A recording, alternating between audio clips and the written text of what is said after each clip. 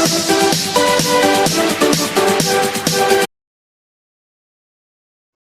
Guys, welcome to divine institute. This is Harish Sharma.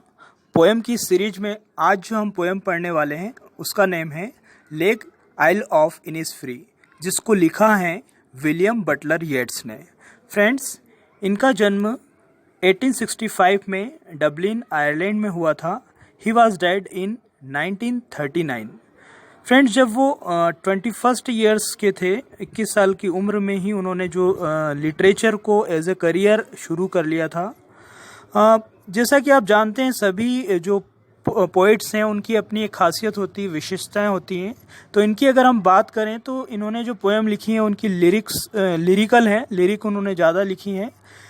Friends, lyric वो होता है जो लिरिक के अंदर जो फीलिंग्स हैं वो व्यक्त की जाती है। तो फीलिंग्स इस पोएम में व्यक्त की गई हैं। और इस पोएम को पढ़ने से पहले हम ये देखते हैं, यहाँ पे ये जो एक इंग्लैंड के एक फेमस पोइट थे, इनको एक महान मॉडर्न पोइट के रूप में जाना जाता है। फ्रेंड्स, जब ये छोटे थे, टीन एज में जब थे, तो इनको वहाँ एक आइलैंड में रहने का अवसर मिला था, स्लीगो आइलैंड।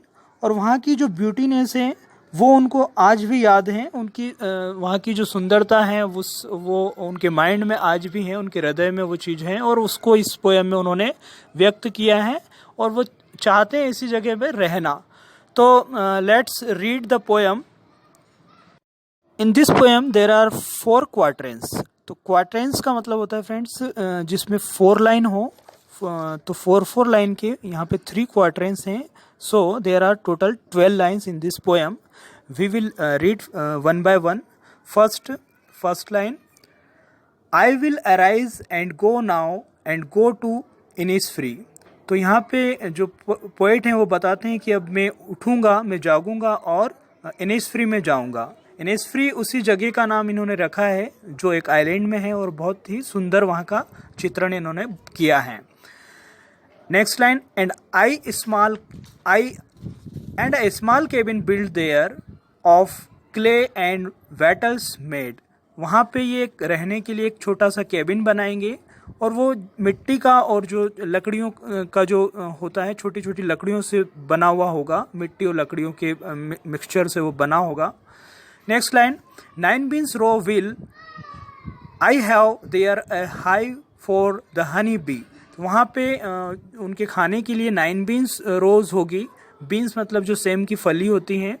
और यहाँ पे एक सिंपल जीवन वो बता रहे हैं कि जो बहुत आवश्यक है वही चीज़ें वो वहाँ पे लगाएंगे। तो 9 बीन वहाँ पे होगी, और एक जो मधुमक्खी होती है उसका छत्ता वहाँ पे होगा, और वो वहाँ पे ऐसी जगह में रहने की बात करते हैं। नेक्स्ट लाइन देखते हैं,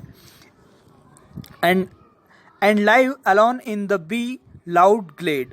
और वो वहाँ पे उस जगह पे अकेला रहना चाहते हैं। वो जो मधुमक्खी की जो आवाज़ है, बीज की जो आवाज़ है, उसके साउंड में ग्लेड मीन्स होता है खाली जगह। तो वहाँ पे जो खाली जगह है वहाँ पे वो अकेला रहना चाहते हैं। Let's read the next quatrain. First line, and I shall have some peace there for peace comes dropping slow.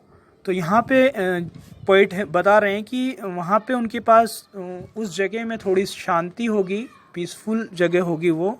और शांति के बारे में बता रहे हैं कि वो जो शांति है वो धीरे धीरे आती है। नेक्स्ट लाइन में बताते हैं, dropping from the veils of the morning to weather the cricket sings. तो वो जो मॉर्निंग का वहाँ पे बता रहे हैं, वहाँ की जो सुबह है वो जिस तरह से सुबह यहाँ पे वेल्स का मतलब जो पर्दा होता है, कर्टन्स, या फिर जो जिसको हम घूंघट बोलते हैं, तो यहाँ पे वेल्स का मतलब ये है कि जो सुबह होती है, जैसे धीरे धीरे जो अंधेरा है वो दूर होता है। वहाँ पे अगर जैसे फॉग है, कोहरा है, और ये सारी चीज़ें जब धीरे धीरे दूर होती हैं, धीरे धीरे हटता है, तो वो क्लियर होती है वहाँ की सुबह। और वहाँ पे एक क्रिकेट है, झिंगुर है, जिसकी आवाज़, cricket, you know that cricket means insect, और वो उन झिंगुर की आवाज़, क्रिकेट की आवाज़ वहाँ पे होगी सुबह सुबह। ऐसी जगह की वो बात कर रहे हैं। Next line, there midnight's all a glimmer and noon a purple glow.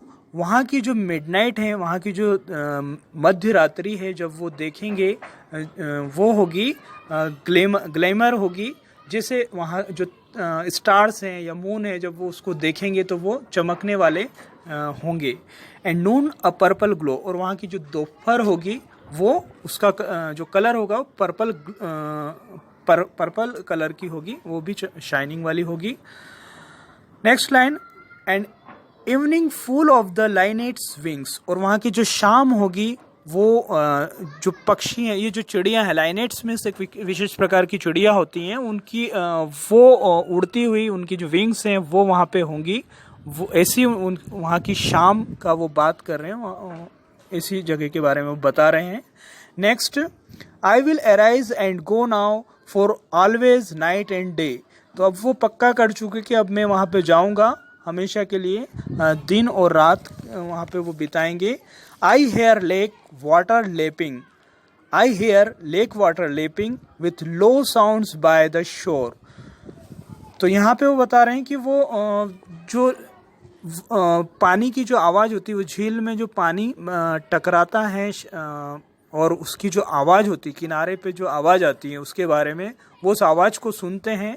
और वो कहाँ पे सुनते हैं? While I stand on the roadway on the payment grow, तो वो जब रोडवे पे, रास्ते में जब चलते हैं, रोडवे पर जब खड़े होते हैं, स्टैंड ऑन द रोडवे, और या फिर वो जो पेमेंट है, जो पैदल चलने वाला जो रास्ता होता है, फुटपाथ, उस पे जब खड़े होते हैं तो भी उस आवाज़ को वो सुनते हैं।